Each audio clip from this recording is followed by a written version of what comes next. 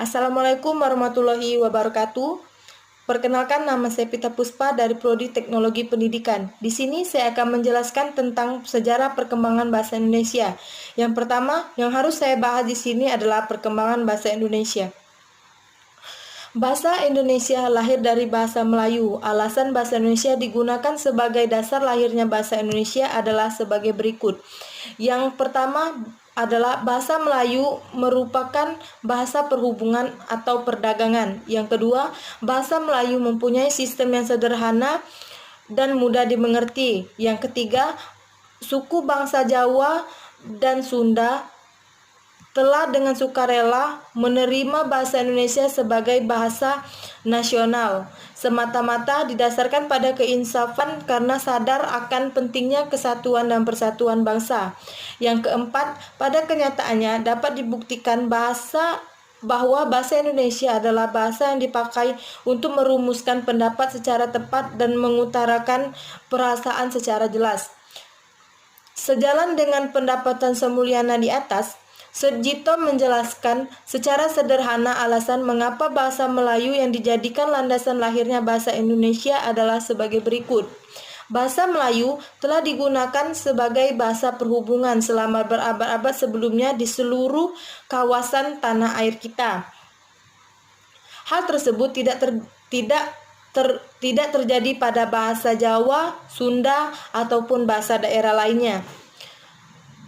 Bahasa Melayu memiliki daerah persebaran yang paling luas dan melampaui batas-batas wilayah bahasa lain, meskipun penutur aslinya tidak sebanyak penutur bahasa Jawa, Sunda, Madura, ataupun bahasa daerah lainnya.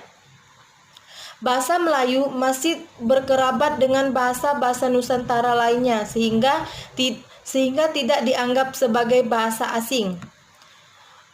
Bahasa Melayu bersifat sederhana, tidak mengenal tingkat-tingkat bahasa sehingga mudah dipelajari. Berbeda dengan bahasa Jawa, Sunda, Madura yang mengenal tingkat-tingkat bahasa.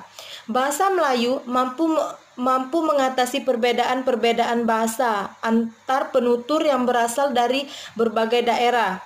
Dipilihnya bahasa Melayu menjadi bahasa persatuan tidak menimbulkan perasaan kalah terhadap golongan yang lebih kuat dan tidak ada persaingan antar bahasa daerah. Di dalam kedudukannya sebagai bahasa nasional, bahasa Indonesia berfungsi sebagai 1.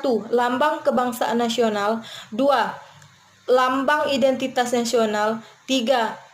Alat pemersatu sebagai suku bangsa yang berlatar belakang sosial budaya dan bahasa yang berbeda. Dan yang keempat, alat perhubungan antar daerah dan antar budaya. Di dalam kedudukan sebagai bahasa negara, bahasa Indonesia berfungsi sebagai 1. Bahasa resmi negara, 2. Bahasa pengantar di dalam dunia pendidikan, 3.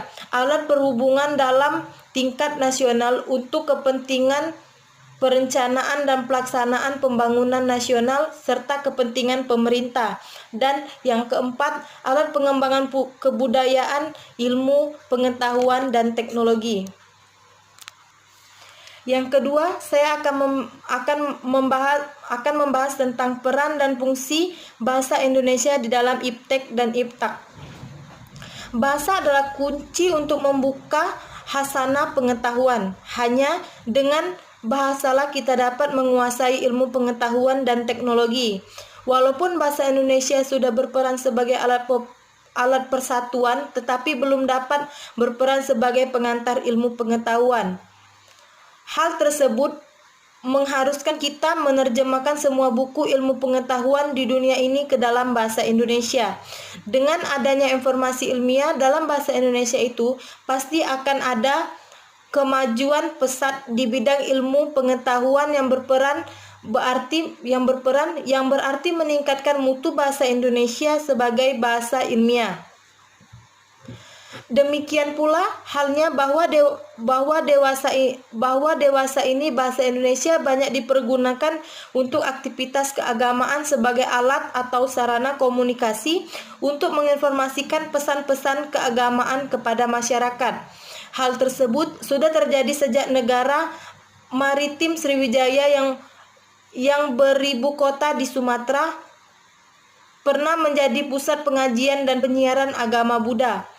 Setelah agama Islam masuk ke wilayah Asia Tenggara, tak dapat diragukan lagi bahwa bahasa Melayu juga ikut memegang peranan penting untuk penyebarannya agama ke daerah-daerah yang jauh. Demikian pula dengan bangsa Portugis, bangsa Eropa yang pertama kali datang ke Indonesia dalam usaha perdagangan dan misinya menyebarkan agama di Kepulauan Maluku, juga menggunakan bahasa Melayu, bukan bahasa Portugis dan bukan pula bahasa setempat sebagai bahasa pengantar. Atas dasar itu, kiranya tidak salah bila disimpulkan bahwa sudah sejak dulu bahasa Indonesia atau bahasa Melayu menjadi bahasa pengantar bagi penyebaran agama di wilayah Indonesia dan bahkan di wilayah Asia Tenggara. Pada bahasa Indonesia dapat disebutkan kegiatan keagamaan yang menggunakan bahasa Indonesia sebagai sarana komunikasi yang sudah ada sejak lama sekali.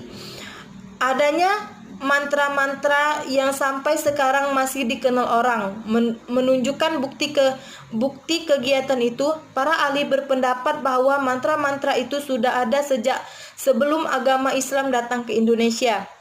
Bahkan sebelum agama Hindu dan Buddha, mantra-mantra itu diajarkan oleh guru kepada murid, oleh generasi yang satu kepada generasi berikutnya.